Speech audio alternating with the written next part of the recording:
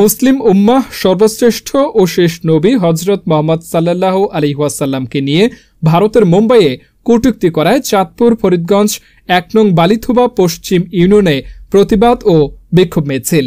সর্বশ্রেষ্ঠ মানব, সমস্ত নবীদের সর্দার, সর্বশেষ নবী হজরত মোহাম্মদ মোস্তফা সাল্লাল্লাহু আলাইহি ওয়াসাল্লাম ও ইসলামকে নিয়ে ভারতের পণ্ডিত রামগিরি ও বিজেপির নেতা নীতিশ রানে কটূক্তি করায় তাদের সর্বোচ্চ শাস্তি মৃত্যুদণ্ডের দাবিতে বিহারীপুর ঐতিহাসিক ঈদগাহ ময়দান জোন ফরিদগঞ্জ চাঁদপুর কর্তৃক আয়োজিত ২৭ সেপ্টেম্বর ২০২৪ শুক্রবার বাদ-জুমা বিহারীপুর ঐতিহাসিক ঈদগাহ ময়দানে সংক্ষিপ্ত সমাবেশ অনুষ্ঠিত হয়। উক্ত সমাবেশে সভাপতিত্ব করেন মাওলানা হারুন ও রশিদ সাহেব এবং মাওলানা নাসির আল হানাফি সাহেব। এর সঞ্চালনায় বক্তব্য রাখেন মাওলানা আহমদ রেজা খান, মাওলানা ফারুক সাহেব, মাওলানা আসাদ সাহেব ও হাফেজ মোশাররফ সাহেব, হাফেজ আব্দুল আহাদ সহ স্থানীয় ইমাম, খতিব ও ওলামায়ে কেরাম। এতে বক্তারা নবী সাল্লাল্লাহু আলাইহি সাল্লাম শানে কটূক্তিকারীদের দ্রুত সর্বোচ্চ শাস্তি মৃত্যুদণ্ড দেওয়ার দাবি হুঁশিয়ারি দেন। উক্ত সভায় উপস্থিত ছিলেন আব্দুস সাত্তার মিয়া মাস্টার, শাহজাহান গাজী, জনাব জসিমউদ্দিন খান, জনাব মঞ্জিল হোসেন সহ স্থানীয় হাজার হাজার মুসলিম তৌহিদি জনতা। সংক্ষিপ্ত সমাবেশ পরবর্তী এক বিশাল বিক্ষোভ মিছিল অনুষ্ঠিত হয়। এতে ধর্মপ্রাণ মুসলিম জনতা নবীর দুশমনদের বিরুদ্ধে বিক্ষোভে ফেটে পড়েন। উক্ত বিক্ষোভ মিছিলটি বিহারীপুর ঐতিহাসিক ঈদগাহ ময়দান হতে আরম্ভ করে গ্রামের বিভিন্ন এলাকা প্রদক্ষিণ করে দোয়া ও মোনাজাতের মধ্য দিয়ে সমাপ্ত হয়।